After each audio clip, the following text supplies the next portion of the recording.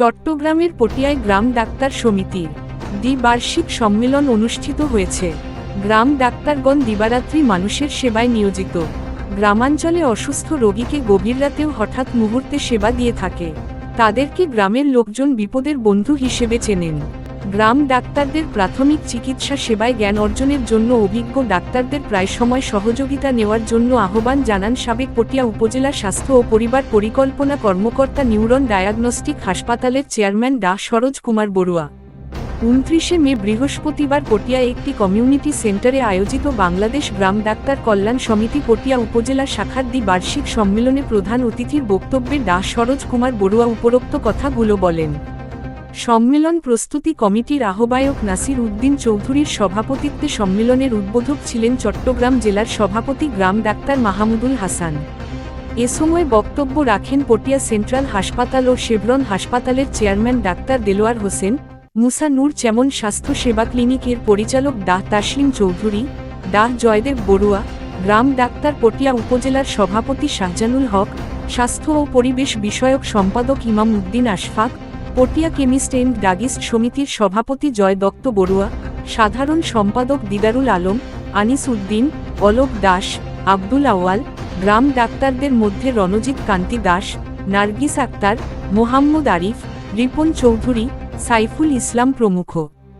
সম্মেলনে গ্রাম ডাক্তার শাহজানুল হককে সভাপতি ও ইমাম উদ্দিন আশফাককে সাধারণ সম্পাদক ও রিপন চৌধুরীকে সাংগঠনিক সম্পাদক মনোনীত করে 51 সদস্য বিশিষ্ট পটিয়া উপজেলা গ্রাম ডাক্তার কল্যাণ সমিতি 2025 কমিটি গঠিত হয়। চট্টগ্রাম থেকে পটিয়া প্রতিনিধি সেলিম চৌধুরীর পাঠানো রিপোর্ট।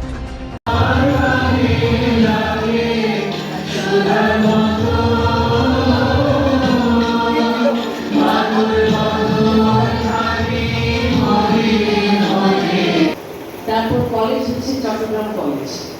তারপর চিন্তা করলাম একটু এসছি সারা 8টি করে টিকাদান কেন্দ্র আছে।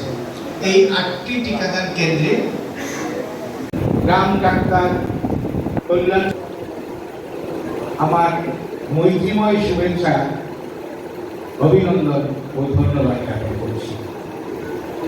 স্বাস্থ্য এবং পরিবার পরিকল্পনা কর্মকর্তা আমি তারই বক্তব্যের কিছু প্রতিধ্বনি হয়তো আমার কাছ থেকে শুনতে পাবো, যেহেতু আমি 2007, 8, 9 এই সম্মেলনে আসা আমার কাছে খুব একটা দুর্লভ নয়।